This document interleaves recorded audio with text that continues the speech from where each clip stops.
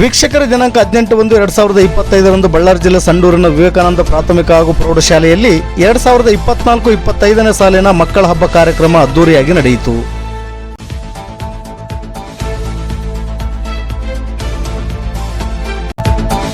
ಮಾತಾಜಿ ಪ್ರಭುದಾಮಯಿ ಅಧ್ಯಕ್ಷರು ಅಂಸಾಂಬ ಶಾರದಾಶ್ರಮ ಹೊಸಪೇಟೆರವರು ಕಾರ್ಯಕ್ರಮದ ಉದ್ಘಾಟನೆಯನ್ನು ನೆರವೇರಿಸಿದರು. ಟಿ.ಕೆ. ದಯಾನಂದ ವಿವೇಕಾನಂದ ವಿದ್ಯಾಶಾಲೆಯ ಅಧ್ಯಕ್ಷರು ಸಂಡೂರು ಇವರು ಕಾರ್ಯಕ್ರಮದ ಅಧ್ಯಕ್ಷತೆ ವಹಿಸಿದರು. ಕಾರ್ಯಕ್ರಮದ ಅತಿಥಿಗಳಾಗಿ ಕ್ಷೇತ್ರ ಶಿಕ್ಷಣ ಇಲಾಖೆಯ ಸಮನ್ವಯಾಧಿಕಾರಿಗಳಾದ ಶರಣಬಸಪ್ಪ ಮತ್ತು ಟಿ.ಕೆ. ಶಿವಕುಮಾರ್, ಕಾರ್ಯದರ್ಶಿಗಳು ವಿವೇಕಾನಂದ ಶಾಲೆ ಹಾಗೂ ಶ್ರೀ ಟಿ. ಸೋಮಶೇಖರ್, ನಿರ್ದೇಶಕರು ವಿವೇಕಾನಂದ ಶಾಲೆ ಸಂಡೂರು ಸೇರಿದಂತೆ ಇತರರು ಉಪಸ್ಥಿತರಿದ್ದರು.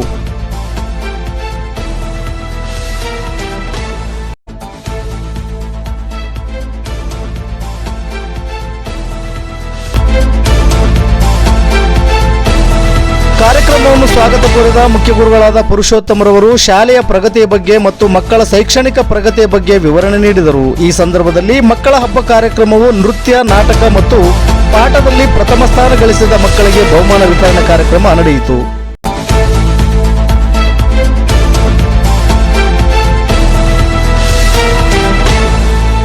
ವರದಿಗಾರರು ಕೆ.ಕೆ. ಮೆಹಬೂಬ್ ಬಾಷಾ. ಇದು ಗರುಡ ನ್ಯೂಸ್. ನಾನು ಮಲ್ಲೇಶ್ ಕಮತೂರು.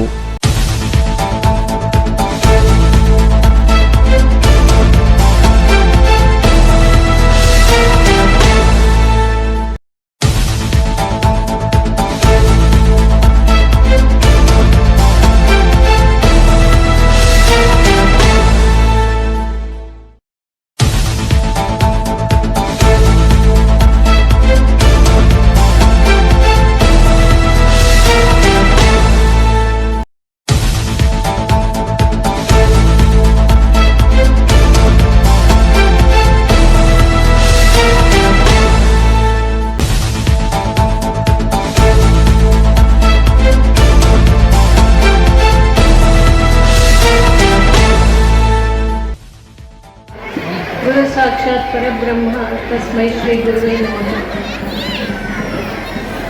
ಸಾಂಸ್ಕೃತಿಕ ಚಟುವಟಿಕೆಗಳಿಗಾಗಿಯೇ ಆಯೋಜನೆ ಮಾಡಿರುವಂತಹ ಈ ಶಾಲಾ ಉತ್ಸವದಲ್ಲಿ ಎಲ್ಲರಿಗೂ, ಎಲ್ಲ ಪಾಲಕರಿಗೂ ವಿಶೇಷವಾದ ಉತ್ಸಾಹ ಇರುತ್ತೆ.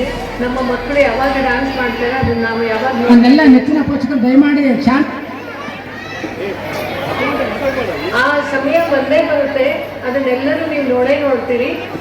ನಾನು ಒಂದು 10 ನಿಮಿಷದ ಕಾಲ ನಿಮ್ಮ ವಿದ್ಯಾರ್ಥಿಗಳು ಯಾವ ಸೂಚನೆ ಅನುಸರಿಸಿದರೆ ಅವರು ತುಂಬ ಉನ್ನತ ಮಟ್ಟಕ್ಕೆ ಹೋಗ್ಬೋದು ಅನ್ನೋಂಥ ಕೆಲವು ವಿಷಯಗಳನ್ನು ನೀವು ಮುಂದೆ ಇಡ್ತೀನಿ. ಶಾಂತಚಿತ್ತರಾಗಿ ಎಲ್ಲ ಮಕ್ಕಳು ಮತ್ತು ಎಲ್ಲ ನಮ್ಮನ್ನು ಕರೆಸ್ಕೊಂಡಿದ್ದಾರೆ. ಹಾಗಾಗಿ ಈ ಮಾತುಗಳನ್ನು ನೀವೆಲ್ಲರೂ ಕೇಳಲೇಬೇಕು. ನಿಮಗೆಲ್ಲರಿಗೂ ಬಹಳ ಆಸಕ್ತಿ ಬರುವಂಥ ಕಥೆಗಳ ಮೂಲಕ ನಿಮಗೆ ಹೇಳ್ತೇನೆ. ಈ ಸಂಸ್ಥಾಪಕನ ಅಂದರೆ ಈ ಶಾಲೆಯ ಸಂಸ್ಥಾಪಕರಾದಂಥ ಗೌಡವರು ಅತ್ಯಂತ ಆಸಕ್ತಿ ವಹಿಸಿ ತಮ್ಮ ಸಾಧನೆಯ, ತಮ್ಮ ಏನು ವೃತ್ತಿಯ ಜೀವನದಲ್ಲಿ ಏನೇನು ಬಳಸ್ಕೊಂಡಿದ್ರು ಅದನ್ನೆಲ್ಲ ಈ ಶಾಲೆಗೆ ಧಾರೆ ಎರೆದು ಇದನ್ನು ಮುಂದುವರಿಸಬೇಕನ್ನುವಂಥ ಸತ್ಸಂಕಲ್ಪವನ್ನು ಇಟ್ಕೊಂಡಿದ್ದಾರೆ. ಅದನ್ನೇ ಮುಂದುವರಿಸ್ಕೊಂಡು ಬರ್ತಾ ಇದ್ದಾರೆ ಅವರ ಪುತ್ರರು ಮತ್ತು ಪುತ್ರಿಯರು ಎಲ್ಲರೂ. ಅದನ್ನು ನಿಮಗೆ ಮೊಟ್ಟ ಮೊದಲನೇದಾಗಿ ಹೇಳಬೇಕು ಅಂತಂದರೆ, ಇಷ್ಟು ಆಸಕ್ತಿ ವಹಿಸಿ ಶಿಕ್ಷಣ ರಂಗದಲ್ಲಿ ಇರುವಂಥ ಆಡಳಿತ ವರ್ಗದವರು ಇದ್ದಾರೆ ಅಂತಂದರೆ ನಿಮ್ಮ ಮಕ್ಕಳ ಪುಣ್ಯ ಅಂತ ಹೇಳಬೇಕು. ಮೊಟ್ಟ ಮೊದಲನೇದಾಗಿ ಪಾಲಕರು ಇದಕ್ಕಾಗಿ ಬೆಂಬಲಿಸಬೇಕು. ಇಲ್ಲಿ ಉತ್ತಮ ಶಿಕ್ಷಣ ದೊರೀತಾ ಇದೆ. ಈ ವರದಿ ವಾಚನ ನೋಡಿದ್ರೆ ಈ ಮಕ್ಕಳ ಸಾಧನೆ ಕಡಿಮೆ ಏನಿಲ್ಲ ಅನ್ನೋದು ಗೊತ್ತಾಗುತ್ತೆ. ಆದರೆ ಇನ್ನೂ ಹೆಚ್ಚಿನ ಸಾಧನೆಯನ್ನು ಹೇಗೆ ಮಾಡಬೇಕು, ತಮ್ಮನ್ನು ತಾವು ಹೇಗೆ ಭಾವಿಸಿದರೆ ಅವರು ಉತ್ತಮ ಮಕ್ಕಳಾಗ್ಬೋದು ಅನ್ನೋದಕ್ಕೆ ಕೆಲವು ಅಂಶಗಳನ್ನು ಹೇಳಿ ನನ್ನ ಮಾತನ್ನು ನಾನು ನಿಲ್ಲಿಸ್ತೇನೆ. ಆಮೇಲೆ ನಿಮ್ಮ ನೆಚ್ಚಿನ ಸಾಂಸ್ಕೃತಿಕ ಕಾರ್ಯಕ್ರಮ ಇದ್ದೇ ಇರುತ್ತೆ. ಒಂದು ಸಣ್ಣ ಕಥೆ ಹೇಳ್ತೀನಿ. ಒಂದು ದೊಡ್ಡ ಕಾಡಿರುತ್ತೆ. ಅದರಲ್ಲಿ ಕುರಿಗಳೆಲ್ಲ ಓಡಾಡ್ತಾ ಇರುತ್ತೆ. ಕುರಿ ಮಂದೆನ ಓಡಿಸ್ಕೊಂಡು ಒಬ್ಬ ಕುರುಬ ಹೋಗ್ತಾ ಇರ್ತಾನೆ. ಆದರೆ ಅದೇ ಕಾಡಿನಲ್ಲಿ ಒಂದು ದೊಡ್ಡ ಹುಲಿ, ಗರ್ಭಿಣಿ ಹುಲಿ ಇರುತ್ತೆ. ಅದಕ್ಕೆ ಆಹಾರ ಸಿಕ್ಕಿರಲ್ಲ. ಅದು ಗುಡ್ಡದ ಮೇಲೆ ನಿಂತ್ಕೊಂಡಿರುತ್ತೆ, ಕಾಯ್ಕೊಂಡಿರುತ್ತೆ. ಯಾವುದಾದ್ರೂ ಕುರಿ ಬಂದು ತಿನ್ನೋಣ ಅಂತ ಹೇಳಿ ಅದು ಗುಡ್ಡದ ಮೇಲೆ ಗರ್ಭಿಣಿ ಹುಲಿ ಕಾಯ್ತಾ ಇರುತ್ತೆ ಆಹಾರಕ್ಕಾಗಿ. ಕೆಳಗಡೆ ಕುರಿ ಬಂದೆ ಹೋಗ್ತಾ ಇರುತ್ತೆ. ಅದು ಯೋಚನೆ ಮಾಡುತ್ತೆ, ನಾನು ಏನಾದರೂ ಇವಾಗ ಜಿಗಿದು ಕೆಳಗಡೆ ಬಿದ್ದರೆ ಯಾವುದಾದ್ರೂ ಒಂದು ಕುರಿ ಮರಿ ಸಿಗತ್ತೆ, ನನ್ನ ಆಹಾರ ನಾನು ತಗೊಳ್ಬೋದು ಅಂತ ಭಾವಿಸಿ ಆ ಕುರಿ ಮುಂದೆ ಹತ್ತಿರ ಬರೋವರೆಗೂ ಕಾಯುತ್ತೆ. ಈ ಕಥೆಯನ್ನು ಯಾರು ಕೇಳ್ತೀರೋ ಅವರೆಲ್ಲ ನಿಜವಾಗ್ಲೂ ರ್ಯಾಂಕ್ ಬರ್ತೀರಾ ಈ ಎಕ್ಸಾಮ್ನಲ್ಲಿ. ಆದ್ದರಿಂದ ಇದನ್ನು ಕೇಳಬೇಕು. ಆ ಕುರಿ ಮುಂದೆ ಹತ್ತಿರ ಬರೋವರೆಗೂ ಕಾದು ಆ ನಂತರ ಆ ಹುಲಿ ಏನು ಮಾಡುತ್ತೆ, ಜೋರಾಗಿ ಮೇಲಿಂದ ಕೆಳಗಡೆಗೆ ಬೀಳುತ್ತೆ, ಯಾವುದಾದ್ರೂ ಒಂದು ಕುರಿಯನ್ನು ಹಿಡ್ಕೊಳ್ಳೋಣ ಅಂತ. ಹಾಗೆ ಹಿಡ್ಕೊಳ್ಳುವಂಥ ಸಂದರ್ಭ ಬಂದಾಗ ಅದು ಮೇಲಿಂದ ಕೆಳಗಡೆ ಬೀಳೋ ಸಂದರ್ಭದಲ್ಲಿ ಒಂದು ದೊಡ್ಡ ಬಂಡೆ ಮೇಲೆ ಬಿದ್ದು ಆ ಹೊಟ್ಟೆಯಲ್ಲಿದ್ದಂಥ ಮರಿ ಆಚೆ ಬಂದು ಯಾವುದೇ ಕುರಿ ಅದಕ್ಕೆ ಸಿಗಲಿಲ್ಲ. ಆದರೆ ಗರ್ಭಿಣಿ ಹುಲಿಯ ಹೊಟ್ಟೆ ಒಳಗಿದ್ದಂಥ ಹುಲಿ, ಸಣ್ಣ ಹುಲಿ ಪ್ರಸವ ಆಗಿ ತಾಯಿ ಹುಲಿ ಸತ್ತು ಹೋಗ್ಬಿಡುತ್ತೆ. ಆಮೇಲೆ ಕುರಿಗಳು ಎಲ್ಲ ದೂರ ಚೆಲ್ಲಾಪಿಲ್ಲಿಯಾಗಿ ಓಡಿರ್ತಾರೆ. ಎಷ್ಟೋ ಹೊತ್ತಾದ್ಮೇಲೆ ಕುರುಬ ಯೋಚನೆ ಮಾಡ್ತಾನೆ, ಏನು ದೊಡ್ಡ ಹುಲಿ ಏನು ಅಲ್ಲಾಡ್ತಾನೆ ಇಲ್ವಲ್ಲ, ಏನು ಸತ್ತೋಗಿರ್ಬೋದು ಅಂತ ಹೇಳಿ ಹತ್ರ ಬರ್ತಾನೆ. ನಿಜವಾಗ್ಲೂ ಸತ್ತೋಗ್ಬಿಟ್ಟಿದೆ. ಆಗ ಅವನು ಅಂದ್ಕೊಳ್ತಾನೆ, ಓ ಈ ಹುಲಿ ಅಂತೂ ಸತ್ತೋಯ್ತು, ಹುಲಿ ಮರಿ ಏನಾಗಿದೆ ನೋಡೋಣ ಅಂತ. ಆವಾಗ ಹುಲಿ ಮರಿ ಹತ್ರ ಬಂದರೆ ಅದು ಬದುಕಿದೆ. ದೊಡ್ಡ ಹುಲಿ ಸತ್ತೋಗ್ಬಿಟ್ಟಿದೆ. ಹುಲಿ ಮರಿ ಹತ್ರ ಬಂದು ನೋಡಿ ಅದನ್ನೆಲ್ಲ ಶುಶ್ರೂಷೆ ಮಾಡಿಬಿಟ್ಟು ಅವನು ಕುರಿಗಳ ಜೊತೆಗೆ ತನ್ನ ಕುರಿ ಮಂದೆಯ ಜೊತೆ ಆ ಸಣ್ಣ ಹುಲಿ ಮರಿಯನ್ನು ಕರ್ಕೊಂಡು ಹೋಗ್ತಾನೆ. ಕರ್ಕೊಂಡು ಹೋಗಿ ತನ್ನ ಮನೆಯಲ್ಲಿ ಕುರಿ ಮಂದೆಯ ಜೊತೆ, ಕುರಿಗಳ ಜೊತೆ ಆ ಸಣ್ಣ ಹುಲಿಯನ್ನು ಬೆಳೆಸ್ತಾ ಇರ್ತಾನೆ.